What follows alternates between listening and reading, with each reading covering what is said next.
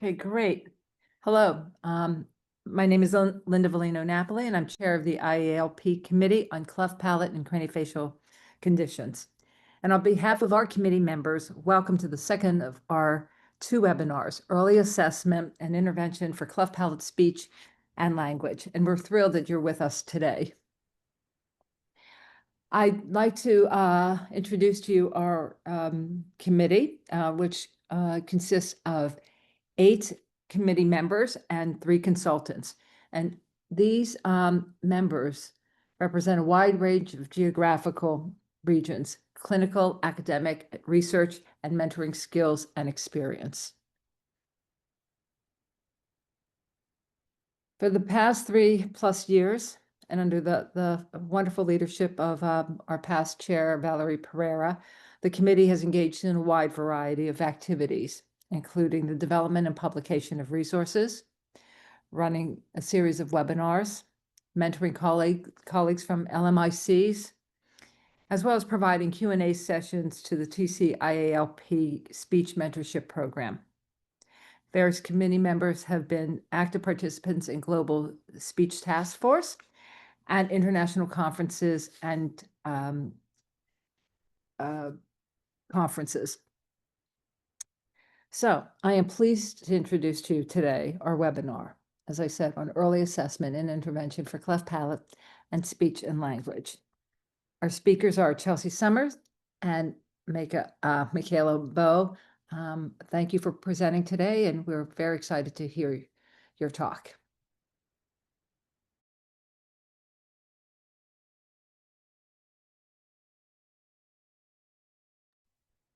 The learning objectives for today is by the end of this webinar, the participant will be able to discuss early assessment for toddlers with cleft palate, describe early intervention for children with cleft palate, and to apply the above concepts in a case study.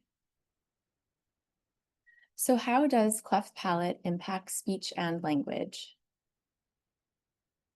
So we have these two nice illustrations courtesy of Operation Smile.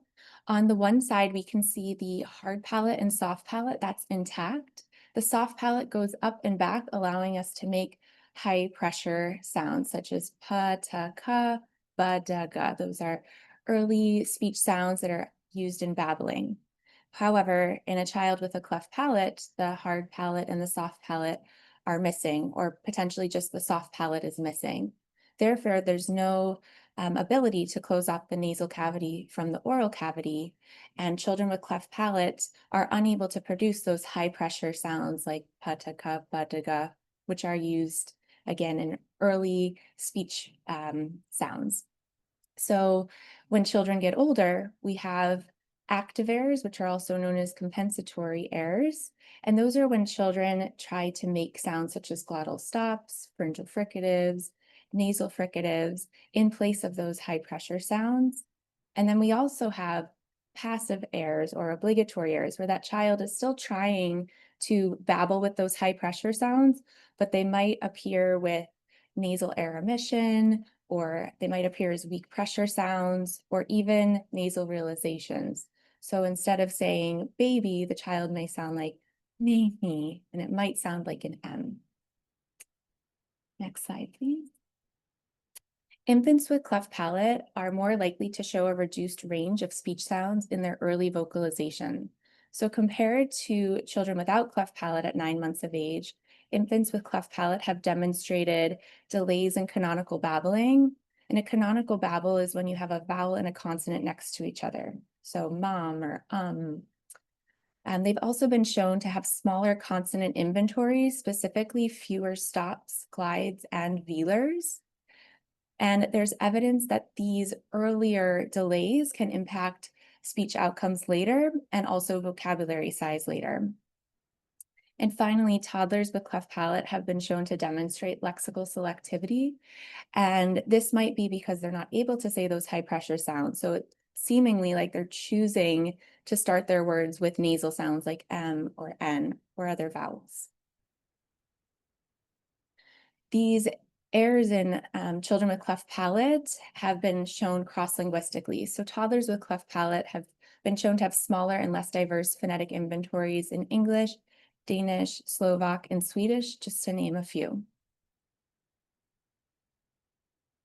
So really when we're assessing a child in that early intervention birth to 3 range, our expectations are going to highly change based on the infant's age. So what we expect of a 10-month-old is different from a 15-month-old, and a few months can make a big difference. And the other thing to consider is that the expectations will change after palate repair. So after palate repair, we're really focused on the acquisition or the production of those high pressure sounds in that child's inventory. Whereas before the palate repair, we're not as concerned about those high pressure sounds due to the anatomical constraints. All right, so now we're going to jump into early speech and language assessment before 3 years of age.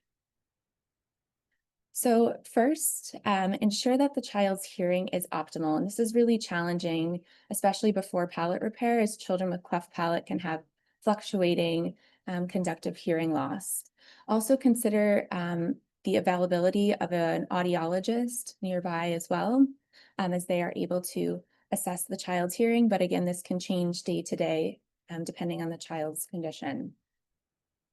And most importantly, during the assessment, I know sometimes when our caregivers come in, they say, you know, our child isn't talking yet. I don't know what you're going to assess. But there's a lot of speech and language pre-linguistically. So before that child says their first word, that we can assess through the caregiver report and interview. So a lot of early intervention assessment relies heavily on the caregiver. So we can ask a bunch of questions, but again, the questions you're going to ask, those are going to change based on, number one, the child's age, so what we would expect for a child of that age, and then also on their palate repair status. The first question you can ask, is there any history of speech and language delays in the family? As we know, sometimes speech and language delays do run in families. You can also ask about the vowel and consonant inventory for that child. And I like to do this by modeling the different speech sounds.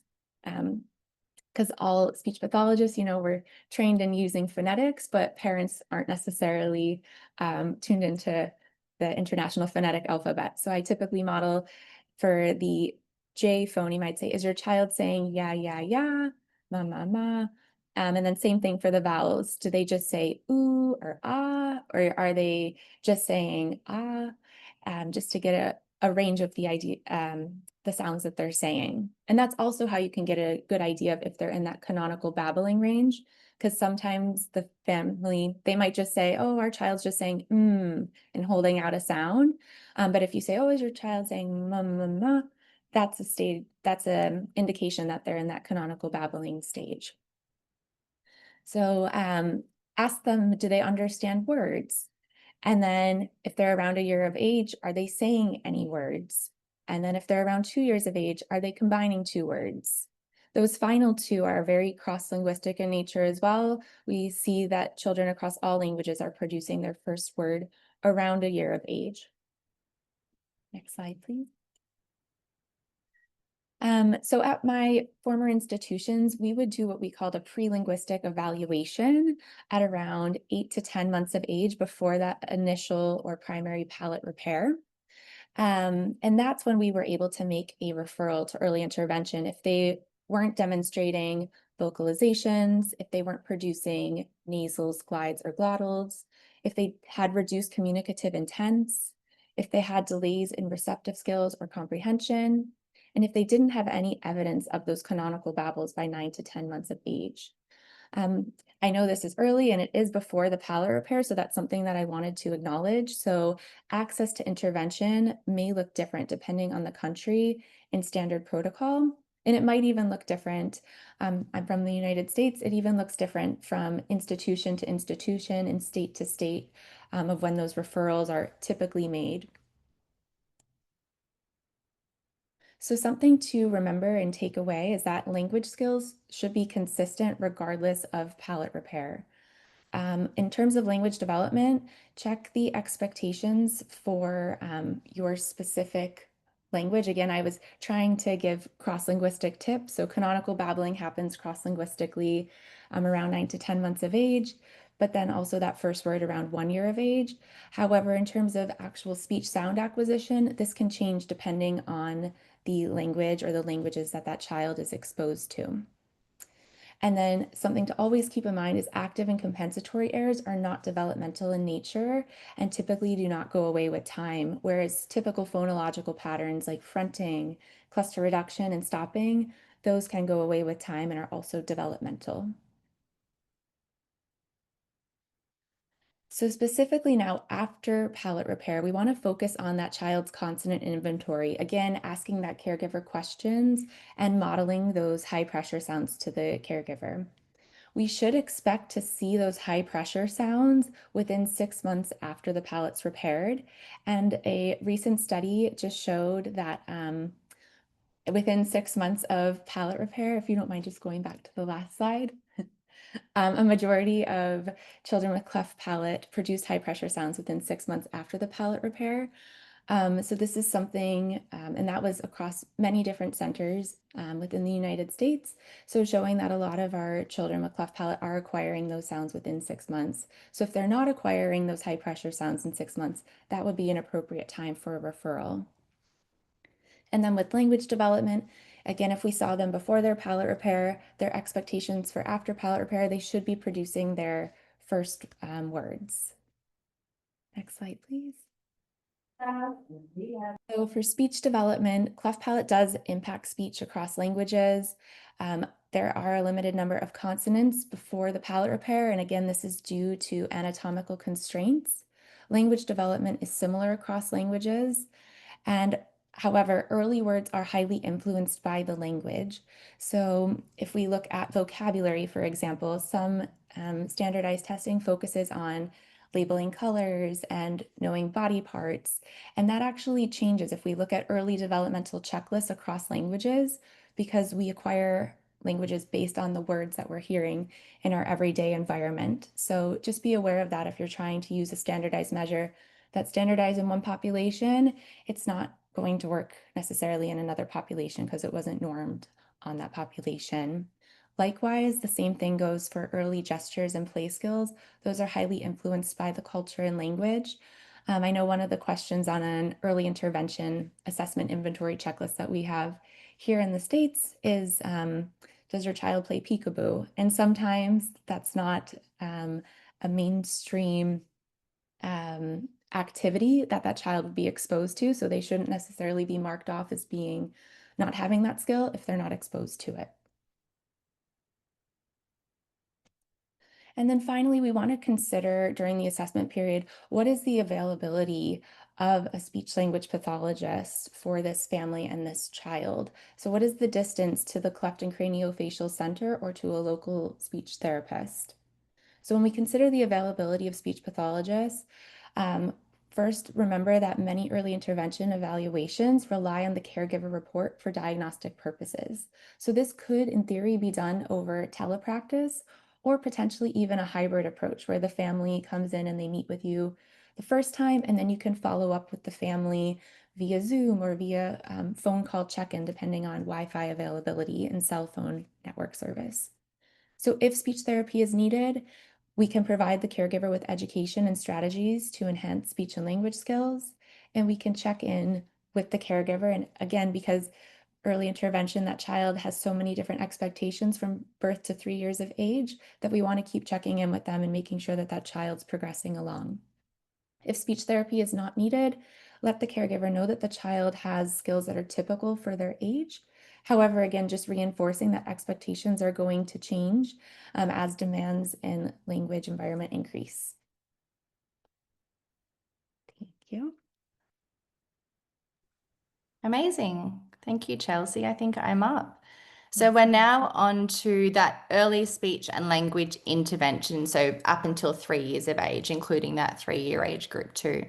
So when we're thinking about early speech intervention in cleft palate, those first years are a critical window for early intervention. We do know that children with a history of a cleft, like Chelsea has mentioned, are at risk of having some of these active or compensatory cleft speech characteristics and will require speech intervention. So it's really important that we start this in a timely manner.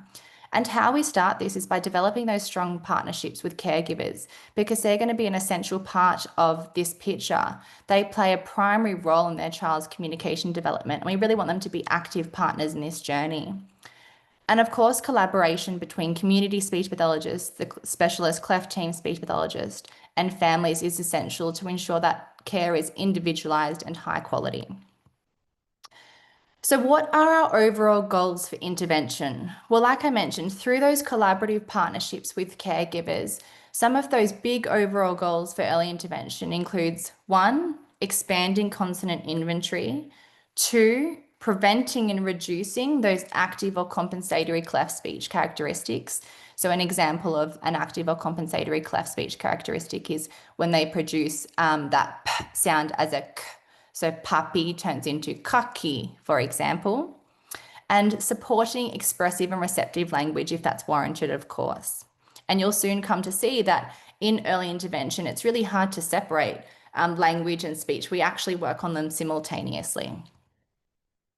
So Chelsea has spoken about this too, but it is really important to know who is appropriate for early intervention. So the children that may be appropriate for early intervention, like Chelsea mentioned, it differs depending on the country and sometimes the hospital in which you're in as to whether a child is accepted for that referral process. But we particularly highly recommend these children have access to speech intervention. So this includes children with a restricted consonant inventory, particularly those children who exhibit a delayed onset of plosive consonants. So our plosive consonants are p, b, d, and t. And as was referenced earlier in this webinar, that we're expecting that those plosive consonants are in that child's speech sound inventory by 6 months after that palate has been completely repaired. So that's after the hard and the soft palate has been closed. Children who present with those active or compensatory cleft speech characteristics in lieu of any of the bilabial sounds like b, p, or alveolar plosives, t, d, as was mentioned earlier, these aren't typical developmental processes, and usually without intervention, these will persist. So those kids do require intervention in order to work on that. Children who are also not meeting their expected expressive and/or receptive language milestones, of course, require intervention. So, for example, if they're getting to 18 months of age and they still haven't said their first words, then that's obviously a relevant point for them to engage in that early intervention. And children with diagnosed syndromes who we know are at risk of ongoing communication difficulties. So, for example, a common syndrome that is associated with a cleft is 22q11.2 deletion syndrome. So we want these children to be engaged in services earlier on. And something that I really want to flag is that although not every child will need speech intervention directly, it is really important that all caregivers receive comprehensive education to understand their child's structure and how that can impact their speech, and also to understand how they can support their child. And we'll definitely delve into this further throughout the talk today. So when we're thinking about intervention before our palate surgery, the goals before a palate surgery is educating and training caregivers. Like I mentioned, we'll delve into that further. Facilitating any of those early communicative interactions, expanding early vocalizations and the range of consonants you use within babble as well. So as Chelsea mentioned, something that's expected, of course, is that canonical babbling. So we might need to support parents with encouraging their child and supporting their child with those earlier vocalizations, including canonical babbling, and using different consonants within that babble as well. So what does this caregiver education look like before a child's palate is repaired? Well, this education may consist of a few different things. So firstly, it's about the impact of a cleft palate on speech. And this would be a similar talk to what Chelsea identified at the start, where she had a look at those two pictures and demonstrated the role of the hard and the soft palate in being able to produce our oral pressure consonant sounds like p, b, t, d, and how a child with a cleft doesn't have that structure to support them initially to produce those particular sounds. Something else that is really important for parents to be aware of is the hearing issues related to middle ear dysfunction. We know that children with a history of a cleft are more at risk of that middle ear dysfunction, which can lead to conductive hearing loss. And we do find that their hearing can fluctuate and that needs that ongoing monitoring, as mentioned before. And implementing strategies to make sure that that family is aware of how can we capitalize on the hearing they do have access to. And that might be through making sure that they're using their hearing band, for example, or encouraging that family to get face-to-face so that child is really able to see that caregiver's face when the caregiver is talking. We want to provide education on early speech and language milestones. So typically what I will do in the clinic is I will send through in an email, or I'll give it to a caregiver, the expected speech and language milestones of different ages. So that might be 12 months, 18 months, 2 years, depending on what is coming up. And sometimes I might give them 2 age groups. So it might be the 12 months and the 18-month handout. So they're able to understand, okay, what are we expecting now? But then what are we hoping to work towards as well? And we're wanting to empower them to access this education. We want to empower them to be active partners in this. And by providing these resources, we're able to give them reliable sources of information, but also empower them to be part of this journey. And of course, this brings me on to the next point, that caregivers play a key role in supporting their child's communication development. And of course, what we'll do is provide some practical strategies to support early communication development. So that may be encouraging them to, simply read books with their child and make sure that they're face-to-face with their child whilst they're reading the books, sing songs, play games, interact. It can be as simple as that, but then you can, of course, provide more education on those particular opportunities. So if we're thinking of before our palate is being repaired, there, depending on the child's medical status, depending on the access to surgery, depending on lots of different factors, some children will have a late palate repair. So typically, it is ideal to have the palate completely repaired by 12 months of age for speech outcomes. But this, of course, doesn't happen for a variety of reasons. And it doesn't mean that we can't do anything with these children. What we can do is continue focusing on those pre-verbal skills, so turn taking, imitation, etc., which will really help us with intervention further down, but also just their communication development now. We can continue supporting their language. We can continue supporting caregiver interactions. But if we're thinking about the speech-specific aspect, if a child is reaching 18 months of age and still hasn't had their palate repaired, or even if they're reaching 2.5 years of age and haven't had their palate repaired, but we know they're coming up to having that palate repaired, what we can support is focusing on the placement of sounds rather than the direction of the airflow and the resonance. So what I mean by that is if we're thinking about the sound B, so B is an oral pressure consonant. It requires our palate to be intact for it to be produced correctly. So a child that still has an open cleft, an unrepaired cleft, may not be able to say B appropriately, will not be able to say B appropriately. But it's a bilabial sound. So when we say baby, we're bringing our lips together, producing a bilabial.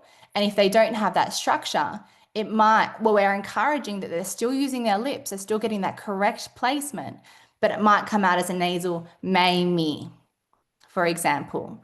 And I am happy with that. I'm stoked with that. I want that child to be producing it with the correct placement because they can't control the direction of airflow or resonance. So what I might say to parents when they first come in, and this could be for younger kids too that are, even before 12 months of age, where we're not really expecting first words, but I might say, your child doesn't have their palate repaired yet. We can't expect them to be able to produce sounds like D. So, when you walk in the room, let's say dada, sorry, when dad's there, when dad walks in the room and your child is saying na, na, na, na, na, and possibly connecting dada with the word dada, but they don't have the structure to support them to be able to produce dada.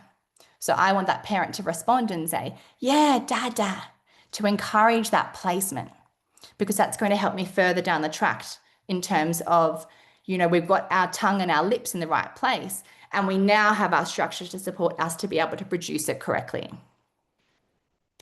Okay, so that is before palate repair. Then if we're having a think about intervention after palate surgery. So what are our goals here? Again, it's that caregiver education and training. This is a really important piece of the picture. And this, caregiver education and training is an important piece of the picture, no matter what stage of speech therapy we're at, because we're wanting that follow through at home in order to generalize, right? It just looks a little bit more in depth, I think, in this particular age group sometimes. Some of the other goals include building speech and language simultaneously, and this will make sense in a second when I talk about what that intervention looks like. Expanding our consonant inventories. So, that child hasn't had the structure to support them to produce those oral pressure consonants. So they've only had, let's say, and yeah and w in their speech. We're now wanting to expand to those oral pressure consonants like b and p now. And like we mentioned before, preventing and reducing those active or compensatory cleft speech characteristics. So what does this education look like at this point? Well, sometimes I'll actually go over some of the education I've already provided. I'll give the same spiel about the impact of a cleft on speech, so that I'm really reiterating that point and providing education as to how that is impacting our speech so far. But then I'll also detail what the goal of palate surgery is. And if we think back to those two visuals at the start, where Chelsea compared that closed, the child that had the intact hard and soft palate and the child that had the open cleft, the goal of surgery is now that we have the structure, we have the hard palate and the soft palate intact, to be able to produce our oral pressure consonants. I'll also provide some education about the basics of speech sound production. So how we produce sounds, and, for example, it might be going into detail about how we produce some of our earlier developing oral pressure consonants. And I always like to start with p, b, d, and t. And educating parents as to how we produce those particular sounds. Providing education again about the importance of early intervention, and giving them strategies to continue to support their child's speech and language development at home. And that may include, picking the particular sounds for them to focus on at home and brainstorming some activities for them to focus on those sounds. So if we're thinking of those bilabial high pressure consonant sounds, p and b, a great activity to do p and b is bubbles. So, it might be like more bubbles, pop, pop, pop, pop, pop. So some activities that have lots of those sounds in there. But what does intervention look like? So far we focused on that caregiver education. And if we're now shifting and having a think about what intervention looks like, well, it's really quite similar to language intervention, but with a larger emphasis on sounds, okay?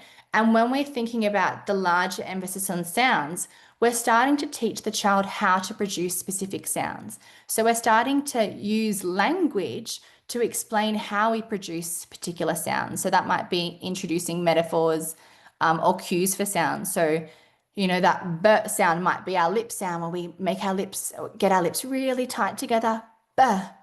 And of course, we've got to teach that vocabulary behind as well, because this is probably the first time they may have had to follow those particular instructions. So it takes time to build that up too.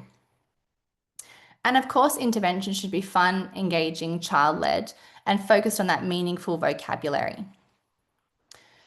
So what does intervention look like? Well, the intervention we're detailing here is called Enhanced Milo Teaching with Phonological Emphasis.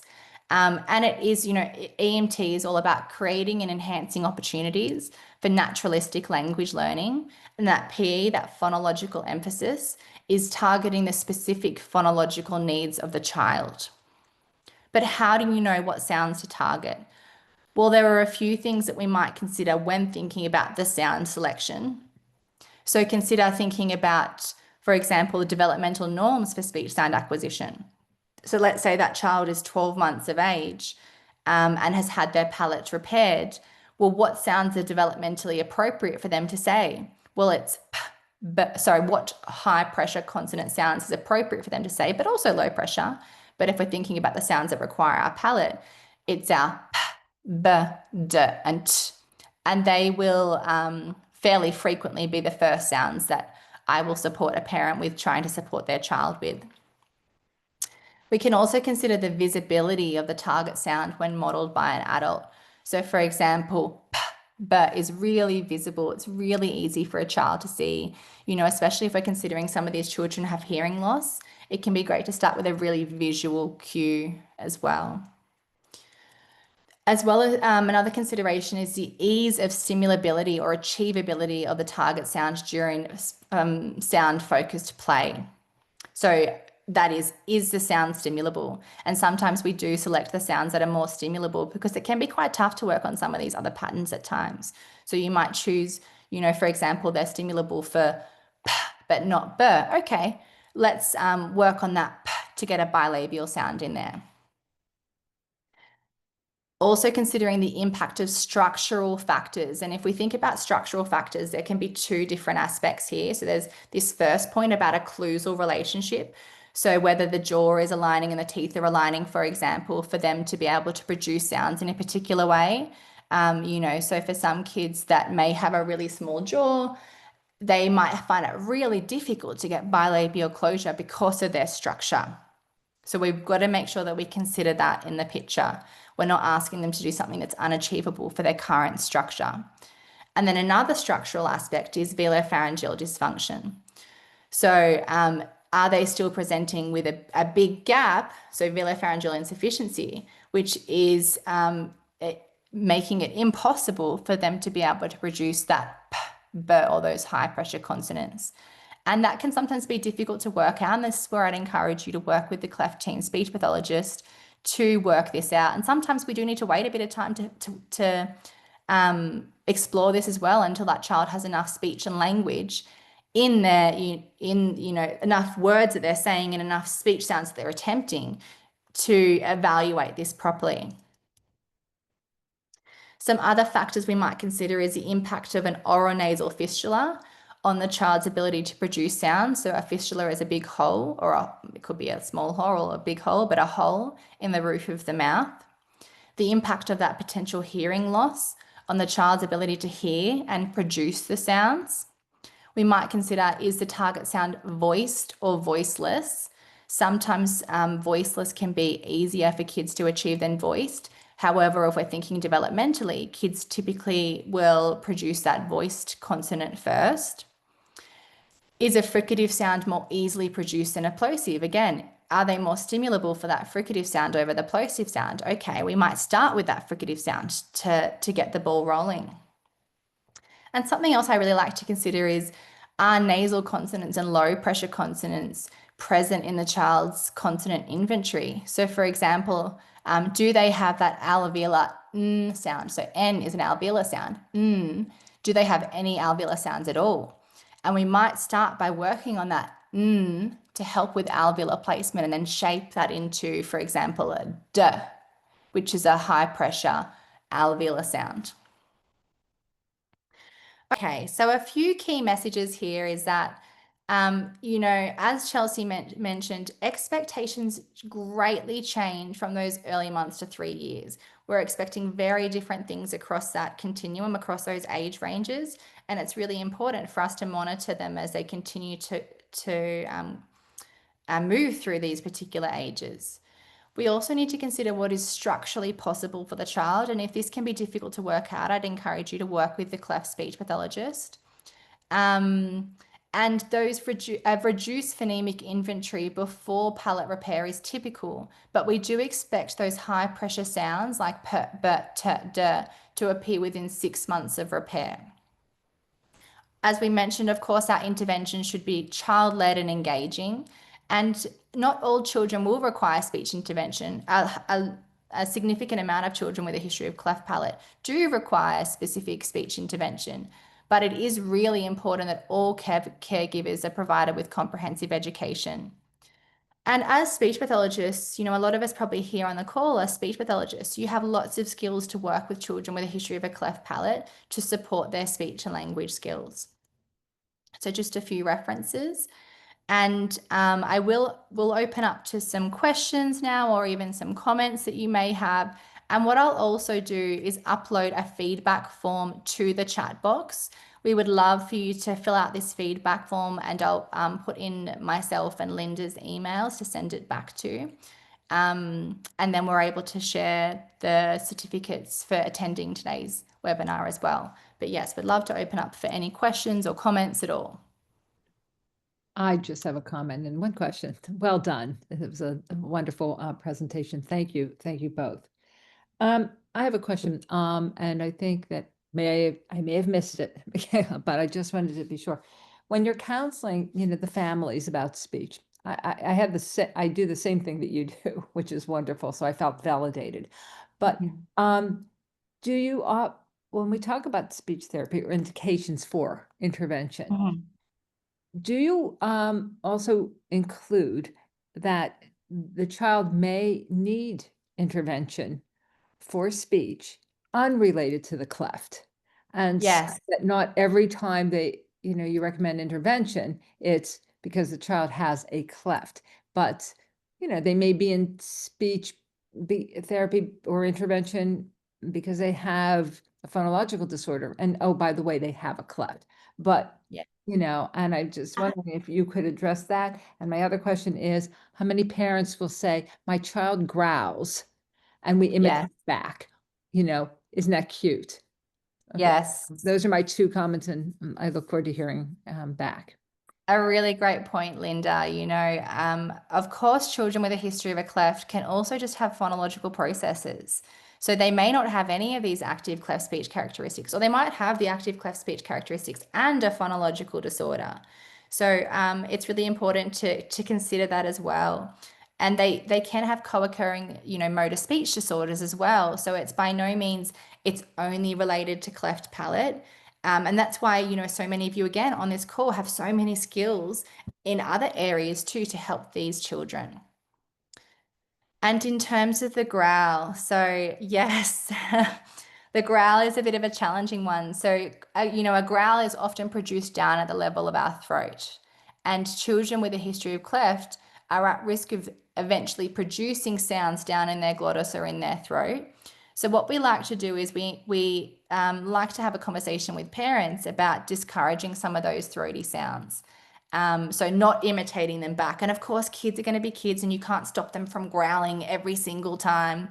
But trying to distract them and encourage a different vocal stim, for example, blowing raspberries with their lips. We're trying to get it back up in that oral area. Chelsea, I don't know if you had any other comments you wanted to add to those questions. Yeah, that's a great one. And I do hear the growling one a lot. And so obviously we don't want to reinforce any throat sounds.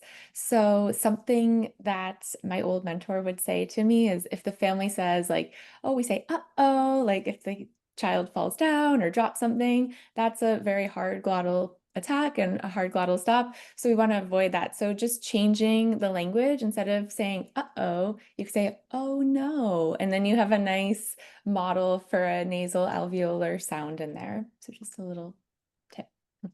I have a question from the audience. First of all, Michaela Chitangnugian, he or she would like to have the reference about Bow and Bolton written. So Yes, wonderful. So And this is then- a part. If Sorry. you just can write it on the webinar chat. Of course. That. And It's also in the last slide, but I will share that. And there's a question. Will a child with cleft lip and palate stop having speech problems completely after speech therapy, or does it has any impact depending on where the cleft lip or palate was repaired on the success of speech therapy? Maybe adding some points about when the cleft is repaired, expertise of the team, health of the child, weight of the child, and if you could comment, Chelsea and Michaela. Yes, so that's a great question. And there are a certain percentage of children with cleft palate that don't require speech therapy. They don't require speech therapy during this early intervention period and beyond. And maybe they don't need BPD surgery either.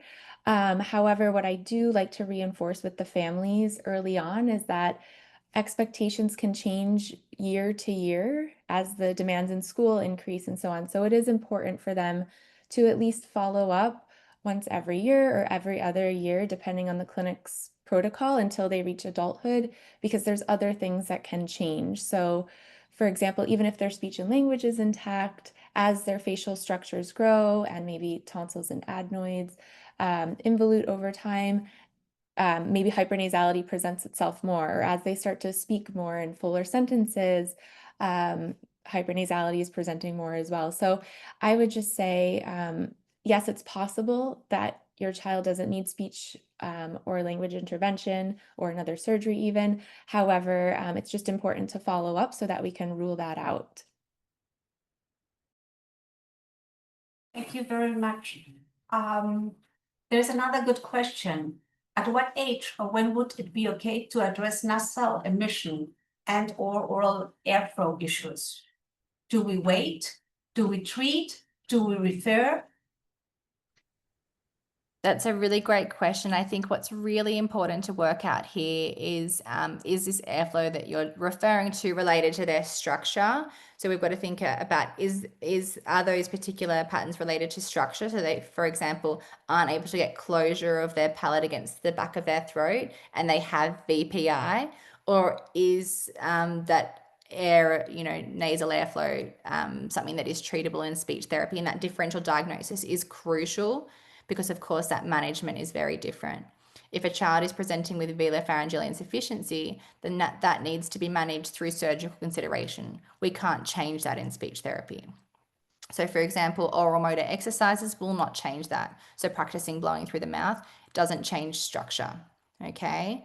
Whereas if it's, an active nasal fricative or a phoneme-specific nasal air emission. So, for example, they say puppy, paper, turtle, cookie, and then for the S sound, it's hun, and they get that nasal airflow there. That's related to mislearning, and that requires speech therapy. So, in terms of, when do you treat? Again, that differential diagnosis is important, but if it is related to structure, that's when we make sure we're talking with the Cleft team, or if we are on the Cleft team, we're working with our surgeons to work out what are those surgical options for that particular child. There was also a question, maybe you can add something on it, because the question was, when can you send a child who has already had cleft palate repair and you're knowing that he has velopharyngeal incompetence, when do you refer that to another surgery? When is the correct time? I think this is it's usually based on the hospital and the surgeon. For example, there are some surgeons that may do a surgery earlier on, for example, 3 years of age, to improve that velopharyngeal closure, whereas other surgeons and other hospitals, depending on the surgical technique, might need to wait until that child is older, let's say 5 or 6, to be able to do that operation, because those different types of operations have different risks. And like I said, it is very unique depending on the hospital and the surgeon within that hospital. Chelsea, any thoughts on that? Yeah, I agree with what Michaela said. It's very center dependent, hospital dependent, surgeon dependent. At my former institutions, at around 3 years of age, that's when the child would be speaking in phrases. So that's when we could accurately diagnose hypernasality. So what we would say to the families is, your child does have hypernasality. Hypernasality won't go away with time. It's not developmental. And if anything, it will more likely get worse with time as that child grows. So within the next few years, we're going to, and then we'll explain what we would do to try to observe the velopharyngeal port and then plan surgery, but we would wait until a late 4 or 5 years of age, but we could at least accurately diagnose hypernasality. And just because at 3 years of age, the child didn't have hypernasality, it doesn't mean at 5 years of age, they don't. Because again, as those facial structures grow, hypernasality may be more present throughout those school age years. There is an interesting question. When clefting is genetic and there is a father who themselves has a residual VPI and cannot give a good consonant production modeling, do you have any suggestions? Does this affect the repertoire of the child's phonetical development? Well, we do know that, clefts do run in families, so it isn't unusual for us to have children that come into the cleft clinic that their parent also has a cleft. Um, it's a tricky one. I think that again, through that education, we're providing the parent about, how to produce those particular sounds. And I'm sure that parents' own experiences will shape kind of their journey and how they're working with their child too. But how do we navigate that if that parent isn't able to produce that sound in the appropriate way? Well, that's where I guess we'd be working, with the parent in having conversations about that particular sound and making sure this is appropriate throughout it, about how that sound is supposed to be produced. And that might also bring their awarenesses to, they might already be really aware of how they produce their sound. They typically are. And this might also help them sometimes with producing that particular sound. Chelsea, I don't know if you have any thoughts on that. It's a bit of a tricky one. Yeah, and I know something we wanted to mention beforehand is sometimes those kids that have a delayed palate repair due to health or due to access to surgery, we can still practice speech therapy using nasal occlusion. So that would be a great model, potentially for the caregiver and the child to use at the same time, if the caregiver is able to model it. And, I've had families as well before where the mom has a cleft palate and maybe the older sibling is able to model the sounds as well. Or another caregiver. And also adding that there's the outside world, not only the caregiver. So there's Yes. lots of impact of the toddlers and the friends and school and the same age group that will definitely help also to produce the correct sounds. There's three questions that I'm trying to put it on one, but it's about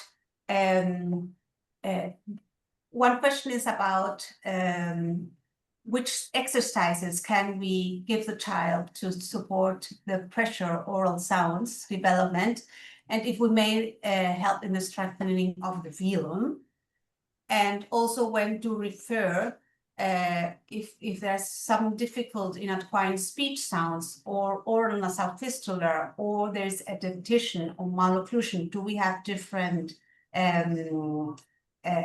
access to that sound? So I guess in terms of learning how to use the palate, maybe if I answer this first part and then hand over to you, Chelsea. In terms of learning how to use a palate, it is through speech. So it's the parent or the caregiver modeling how to, the word bubble and over exaggerating that b sound in bubble, or pop, pop, pop, drawing attention to the mouth, exaggerating those sounds. That is how the child learns to use their velum. We don't teach them, just like we're not aware of when we use our soft palate or our velum to produce sounds. We don't say lift your velum up and make that sound through your mouth. It's just encouraging it through over exaggeration and maybe some feedback about this is our mouth sound, baby, and giving cues surrounding that. And then in terms of the structural aspect. Yeah, I'm happy to follow up with that. So if the child does have oral nasal fistula or fistulae plural in several areas, or still has an unrepaired palate, I'd like to go back to and reinforce the idea of using nasal occlusion while practicing sounds. So yes, plugging your nose while saying baby. You don't want to do nasal occlusion while you have a nasal sound because it'll be really hard for the kid to say. So don't use the word like same or something like that. That would be really challenging. But oral sounds, because that helps the child to understand, oh, wow, there's pressure and air coming out of my mouth. But also wanting to reinforce that non-speech oral motor exercises where there's no speech involvement, that's been repeatedly shown to not have any evidence.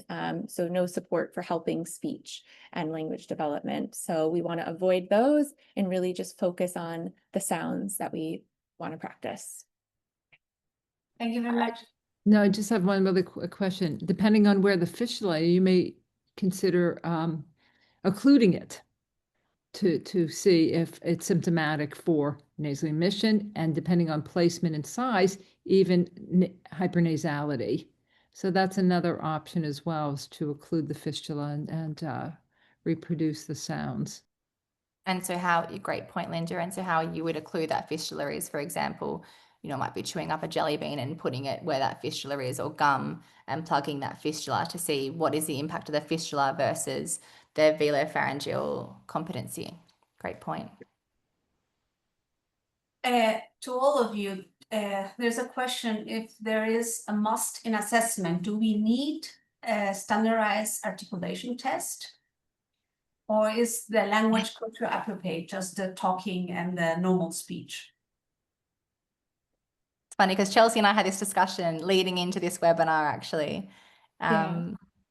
So no, you do not need a standardized test is the answer to that question. I know sometimes there's pressure maybe to give them, but we know that a lot of those tests weren't normed on the populations we work with. And I was just teaching class the other night, and one example that I thought of is if you give the GFTA, or the GIFTA, which is a common test in the United States, it's a single word articulation test, and it assesses every phoneme, and it's widely used. And it is great, but a lot of times it doesn't identify. So it under-identifies speech issues in our children with cleft lip and palate.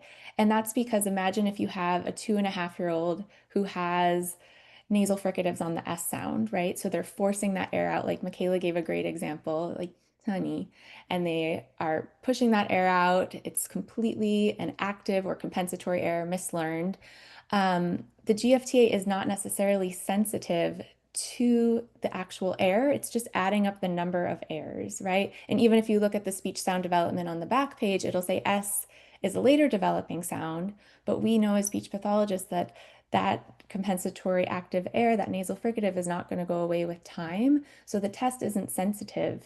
So that's just something to keep in mind. You can still give tests for the purposes of stimuli, but just know that actually reporting the scores is usually not valid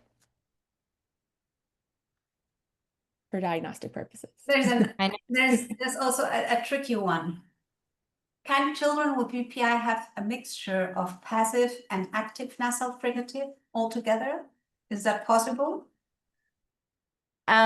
Yes, a great question. So I think sometimes it can be really tricky to work out if it is active or passive. So, you know, an example of an active nasal fricative is a puppy will play up a turtle ate a tree, right? They have great pressure on these sounds, but this particular sound comes out their nose. For those kids that do have VPI, so they do have like a puppy will play up, a man will blow a bubble, a turtle ate a tree, and they have low horse, so that nasal fricative, they might be able to get some oral airflow. You know, they've got VPI. They might be able to achieve oral airflow at word level, but might find it really difficult to maintain that. So, you know, it's really important for us to be aware of what is related to structure and what is mislearning, and that can be sometimes hard to work out. But I would encourage you to problem solve that with the cleft speech characteristic. But normally, you know, if it's a passive cleft speech characteristic, you're going to see that VPI across the board. All those sounds are going to be impacted. Sorry, a passive nasal fricative. I don't know if we have any time for more questions. I feel like we have lots of excellent questions here. There's one very nice, which is, can you, I have internet connection unstable. Is that okay? Or is it, do you understand me? Perfect. Okay. What do you think is the biggest misconception other professionals have about cleft speech therapy? Oh, the biggest misconception about the other professionals I have one. Please, I do, yeah. actually. Sometimes I feel that other professionals think that we are forever, that we have to have a child newborn till marriage and further, and that we take too long. And it's not necessary that we have to take, yes, of course, we want to give our children a retirement of therapy when there is no more involvement of adenoids, when the dental structure is okay, when they had surgery, jaw surgery, etc. So yes, sometimes we see them as they get older, but we take time shifting, at least myself. And the second thing, I feel sometimes they feel that we are like kindergartners. They send us the children to play with us, and we treat children. Sometimes, no, that's speech language therapy, go and have fun with the speech language. She or he will solve the problem. And you see, no, it's a structural problem. I can't solve that with playing, and I'm not playing. So I think those two is the most things that I have faced, like not knowing what really a speech language therapist does. Any comments, Chelsea, Linda, Erika? It was a great one, Karen. I agree. And also telling. You know what, Karen, really very quickly, this is Linda here. I think that often we have misconceptions among ourselves and our colleagues. So it's sometimes it's not the professional outside the realm of speech pathology, but it's us as cleft palaticians as well as our colleagues who are generalists, who I have such great respect for, and really appreciate all the work they do. So I think we still have our work cut out as long as we have evidence-based information that we can share, and as long as we understand the problems ourselves. I think that we can help, unravel those misconceptions. So I know that I mentioned I was going to give you the feedback form, but I can't actually put it in the chat. So I do apologize. It will come through in an email. And in that email, I will also send through our slides. Somebody has requested that. So it'd be wonderful to get that feedback form back and we can share those slides. And this webinar is recorded, so it will be uploaded to the IALP website. So keep your eye out for that. Probably in about a month, I would say, because there's a few things that need to happen beforehand.